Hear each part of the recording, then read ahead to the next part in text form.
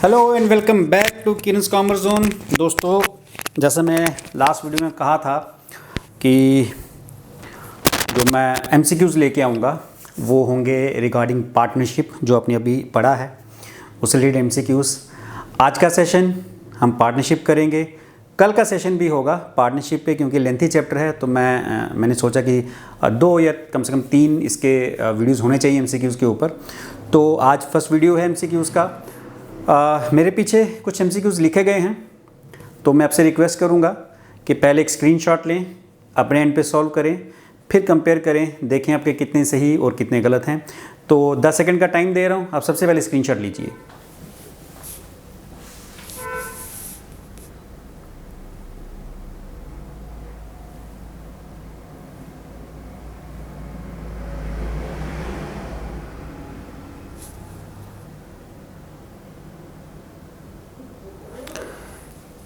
चलिए दोस्तों, I hope सबने स्क्रीनशॉट ले लिया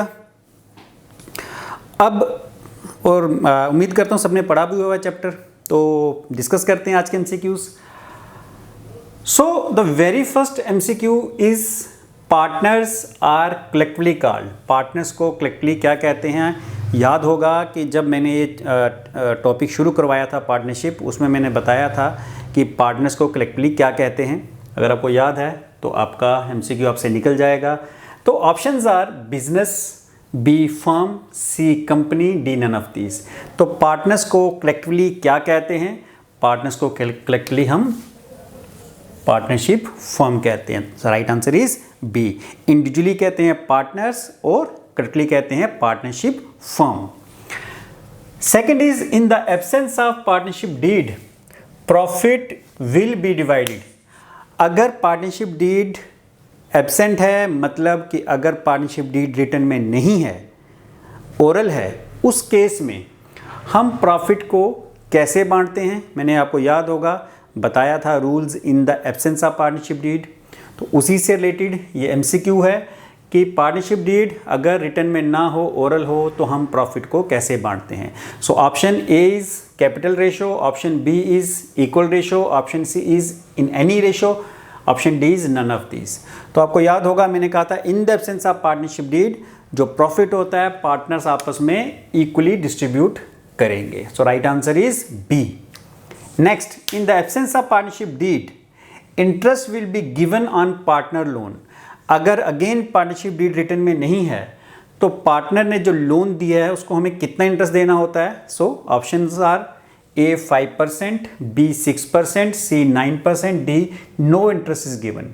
तो ऑप्शन है कि 5% इंटरेस्ट देते हैं या 6% देते हैं या 9% देते हैं या इंटरेस्ट देते ही नहीं है। तो ये भी मैंने बताया था कि अगर पार्टनरशिप डीड ओरल में है, रिटन में नहीं है, तो जो पार्टनर लोन दे रहा है उसको at the rate of 6% per annum हमने इंटरेस्ट देना ही देना है।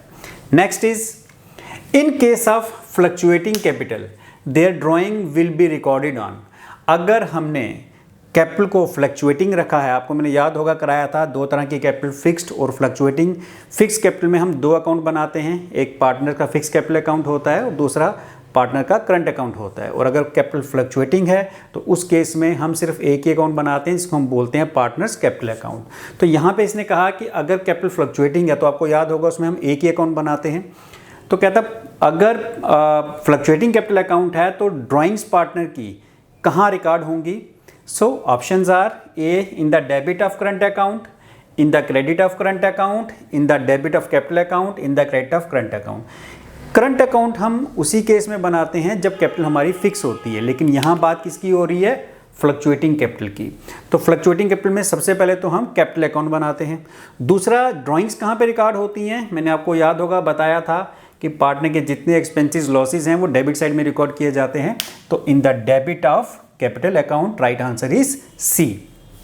Next is value of goodwill is affected by. किसी भी फर्म की जो गुडविल है उसकी वैल्यू किससे अफेक्ट होती है? तो options are A is place of business, B profit of last year, C management की efficiency and D all of this. तो किसी भी बिजनेस की जो गुडविल है इन सभी चीज़ों से अफेक्ट करती है कि बिजनेस, प्लेस ऑफ बिजनेस यानी बिजनेस कहाँ पे है, दूसरा उसका प्रॉफिट कितना है, तीसरा उसकी मैनेजमेंट की एफिशिएंसी भी होनी चाहिए। ये सारी चीज़ें मिलकर बिजनेस को इफेक्ट करती हैं। सो आंसर इज डी, यानी all of these. Next is if capitalise method is adopted the formula for calculating goodwill is. कहता अगर हम कैपिटलाइज मेथड से गुडविल निकाल रहे हैं तो उसका फॉर्मूला क्या होगा। चार ऑप्शंस जो हैं उसमें क्या है, A is super profit into reciprocal of rate of return, B is average profit into number of year of purchase, C is super profit into number of year of purchase, और D none of these. So right answer is super profit into reciprocal of rate of return. ये तो formula है, आपको याद होना चाहिए कि capitalisation method में सुपर प्रॉफिट को हम उसकी जो रेट ऑफ रिटर्न है उसके रेसिप्रोकल यानी उल्टे के साथ मल्टीप्लाई करते हैं, या फिर सुपर प्रॉफिट को डिवाइड कर लेते हैं reciprocal of rate of return के साथ। चलिए move on to next one is seventh, capital brought by new partner is credited to. नया पार्टनर जो कैपिटल लेके आता है उसको हम क्रेडिट करते हैं कहाँ पे, कैश अकाउंट में, first option, B is goodwill account, C is new partners capital account, D none of these. आपको याद होगा नया पार्टनर जब कैपिटल लेके आता है तो हमारी गारंटी क्या बनती है, क्योंकि बिजनेस में कैश आया, कैश अकाउंट डेबिट टू, ये मैंने करवाया हुआ आप सबको, न्यू पार्टनर्स कैपिटल अकाउंट। तो हम किसको क्रेडिट कर रहे हैं यहाँ पे, ये तो डेबिट की एंट्री है, हम क्रेडिट किसको कर रहे हैं, न्यू पार्टनर को। तो यही क्वेश्चन भी था कि जब नया पार्टनर कैपिटल लेके आता है तो उस केस में हम क्रेडिट किसको करते हैं, कैश अकाउंट को, गुडविल अकाउंट को, न्यू पार्टनर्स कैपिटल अकाउंट को, या नन ऑफ दिस। तो हम किसको क्रेडिट कर रहे हैं, न्यू पार्टनर्स कैपिटल अकाउंट को। Answer is C. Next is the amount of goodwill brought by new partner is distributed among the old partners. नया पार्टनर जो गुडविल लेके आता है वो हम ओल्ड पार्टनर्स में बांटते हैं, किस रेशो में, options are A new ratio, B old ratio, C sacrificing ratio, D any, इनमें से कोई भी। तो दोस्तों आपको याद होगा कि नया पार्टनर जो गुडविल लेके आता है वो ओल्ड पार्टनर्स आपस में डिस्ट्रीब्यूट कर लेते हैं, और किस रेशो में डिस्ट्रीब्यूट करते हैं, जिस रेशो में वो सैक्रिफाइस करेंगे। नए पार्टनर को अकोमोडेट करने के लिए जो जितना अपने शेयर में से देगा उतनी ही गुडविल का हकदार भी होगा। जिसने ज़्यादा पैसा दिया नए पार्टनर को अकोमोडेट करने के लिए उसको ज़्यादा गुडविल मिलेगी, जिसने कम दिया उसको कम, मतलब सैक्रिफाइस के हिसाब से। तो गुडविल को हम बांटते हैं किस रेशो में, सैक्रिफाइसिंग रेशो में। Answer is C. Next is if the share of profit taken by new partner from old partner is not clear, then old partner will give the share in। अगर जो नया partner है उसको जो share दिया गया अगर ये बताया नहीं गया कि ओल्ड पार्टनर ने किस रेशो में दिया, तो उस केस में जो शेयर उसका शेयर हम किस रेशो में बांटेंगे। If the share of profit taken by new partner, नए पार्टनर ने जो शेयर लिया किससे, ओल्ड पार्टनर से, इज नॉट क्लियर कि किस रेशो में उसको शेयर मिला, then old partner will give the share. तो ओल्ड पार्टनर किस रेशो में उसको वो शेयर देंगे। फॉर एग्जांपल ए और बी पार्टनर हैं, सी नया पार्टनर आया, अब सी का जो भी शेयर है मान लो 1/6 है, लेकिन ये कहीं नहीं बताया कि इसको जो 1/6 शेयर देना है ओल्ड पार्टनर्स किस रेशो में देंगे। तो उस केस में ओल्ड पार्टनर्स अपना जो शेयर है वो किस रेशो में देंगे, कैपिटल रेशो में, इन their profit sharing ratio, equal ratio, any ratio. तो मैंने बताया था कि अगर सेक्रीफाइस के बारे में आपको नहीं बताया गया कि ओल्ड पार्टनर किस रेशो में सेक्रीफाइस कर रहे हैं नए पार्टनर को लाने के लिए, तो उस केस में यही माना जाता है कि जिस रेशो में वो प्रॉफिट को पहले डिस्ट्रीब्यूट कर रहे थे उसी रेशो में वो सेक्रीफाइस भी करेंगे। So answer is B, in their profit sharing ratio. Next is revaluation account is A, revaluation account कौन सा अकाउंट है, option A is personal account, B is real account, C is nominal account, D none of this. देखिए revaluation account में हम क्या record करते हैं, assets की इंक्रीज डिक्रीज, लाइबिलिटीज़ की इंक्रीज डिक्रीज।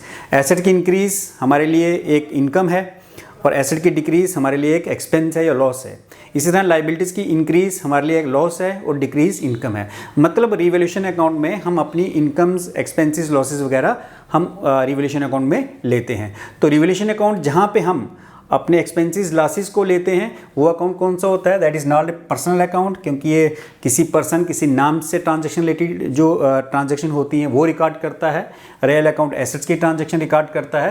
रिवैल्यूएशन अकाउंट में हम कौन सी ट्रांजैक्शन रिकॉर्ड कर रहे हैं, एसेट्स की नहीं कर रहे हैं। ये भी बड़ा बच्चों में कन्फ्यूज़न था कि जो रिवैल्यूएशन अकाउंट है इसमें एसेट्स रिकॉर्ड हो रहे हैं। एसेट्स नहीं, एसेट की जो वैल्यू इंक्रीज डिक्रीज हो रही है हम वो रिकॉर्ड करते हैं। सो वो हमारे लिए एक लॉस होता है। अगर इंक्रीज हुई तो प्रॉफिट एसेट की वैल्यू, और अगर डिक्रीज हुई तो लॉस। तो जितने भी लॉसेस और गेन्स या एक्सपेंसेस हैं हम नॉमिनल अकाउंट में रिकॉर्ड करते हैं। सो आंसर इज सी।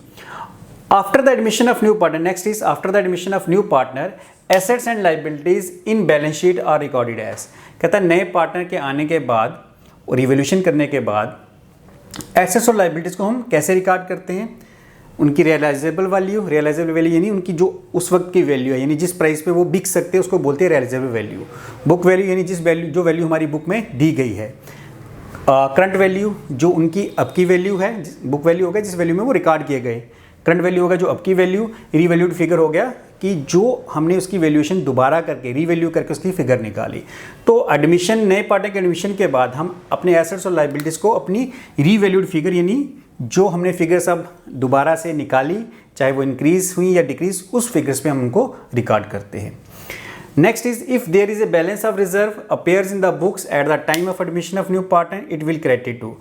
अगर नए पार्टनर के एडमिशन के वक्त कोई रिजर्व हमारे पास पड़ा है, इसको हम क्रेडिट करते हैं किनमें, ऑल पार्टनर्स में, न्यू पार्टनर में, ओल्ड पार्टनर में या नन ऑफ दिस। देखिए दोस्तों, एक नया पार्टनर आ रहा है, अगर मान लो हमारे पास कोई रिजर्व पड़ा हुआ है, रिजर्व का मतलब क्या है कि जो प्रॉफिट में से कुछ हिस्सा हम अलग रख देते हैं फ्यूचर के लिए, उसको रिजर्व बोलते हैं, that is also a part of profit. तो अगर एक नया पार्टनर आ रहा है तो रिजर्व किसको बिलोंग करेगा, किसका है वो रिजर्व, ओल्ड पार्टनर का, क्योंकि उन्होंने अपने प्रॉफिट में से वो हिस्सा अलग से बचा के रखा है। तो नए पार्टनर जब आएगा तो वो रिजर्व जो है, क्योंकि ओल्ड पार्टनर्स का है, तो वो ओल्ड पार्टनर्स में ही बटेगा। So if there is balance of reserve, अगर कोई रिजर्व का बैलेंस है बुक्स में, तो at the time of admission of new partner, नए पार्टनर के आने से पहले या उसके उस वक्त it will be credit to, ये क्रेडिट होगा किसमें, सिर्फ ओल्ड पार्टनर्स में। आंसर इज सी, क्योंकि ये जो रिजर्व है ये ओल्ड पार्टनर्स ने क्रिएट की है, अपने प्रॉफिट में से कुछ हिस्सा बचा के रखा है, तो क्योंकि ये उनका प्रॉफिट है तो नए पार्टनर को इसका हिस्सा नहीं मिल सकता, तो वो जो रिजर्व है सिर्फ ओल्ड पार्टनर्स को जाएगा, उनके अकाउंट में ही क्रेडिट होगा। तो ये थे आज के MCQs। आई होप मैक्सिमम लोगों ने इसके आंसर सही किए होंगे। नेक्स्ट वीडियो में भी मैं इन्हीं पे लेके आऊँगा, इन्हीं पार्टनरशिप पे लेके आऊँगा, इन्हीं के MCQs लेके आऊँगा। तो वेट करें उस वीडियो का, और साथ ही साथ फॉलो करें मुझे इंस्टाग्राम और फेसबुक पे, और साथ ही साथ मेरा व्हाट्सअप नंबर भी आपको डिस्क्रिप्शन बॉक्स में मिल जाएगा। थैंक यू दोस्तों, थैंक यू वेरी मच।